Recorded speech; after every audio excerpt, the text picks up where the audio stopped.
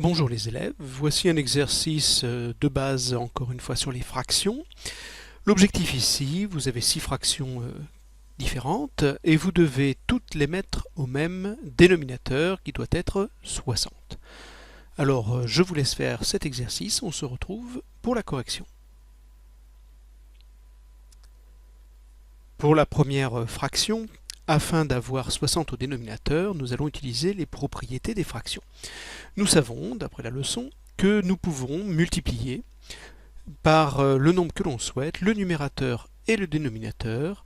On obtient alors une fraction qui est égale. Donc ici, il suffira donc de trouver par quel nombre il faut multiplier 12 pour obtenir 60. On sait que 12 fois 5, ça fait 60. Pour que notre fraction reste égale, il faut donc faire la même multiplication au numérateur.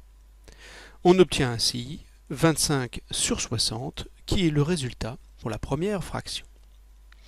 Pour la deuxième fraction, même question, par combien faut-il multiplier le dénominateur 20 pour obtenir 60? La réponse est 3. On va donc multiplier également le numérateur par 3, ce qui nous donne 9 soixantièmes. Voici pour la seconde fraction. Troisième fraction, 6 cinquièmes, toujours la même question, par combien faut-il multiplier 5 pour obtenir 60? Nous l'avions vu à la première question, c'est 12 fois 5 ou 5 fois 12. On obtient donc, en faisant les calculs, 72 sur 60, qui est le résultat de la troisième fraction. Donc je vous rappelle que vous pouvez multiplier par le nombre que vous voulez, mais vous auriez aussi la possibilité de diviser par le nombre que vous voulez. On n'en aura pas besoin dans cet exercice, mais dans l'exercice précédent, il fallait simplifier des fractions. C'était la procédure qu'on avait en fait employée.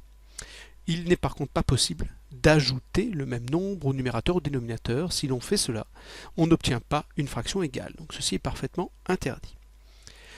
Pour la quatrième fraction, 3/4, il faut donc chercher par combien faut-il multiplier 4 pour obtenir 60. Il faut multiplier par 15, on fait la même chose au numérateur, on obtient 45 soixantièmes, résultat de la quatrième fraction. Pour la cinquième, on a 1 au dénominateur, il s'agit donc simplement de multiplier par 60 le numérateur et le dénominateur. On obtient donc 6 fois 8, 48, donc 60 fois 8, 480 sur 60, qui est donc le résultat de l'avant-dernière question.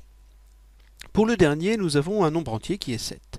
Or, nous savons qu'un nombre entier peut toujours s'écrire comme sous la forme d'une fraction en mettant 7 sur 1.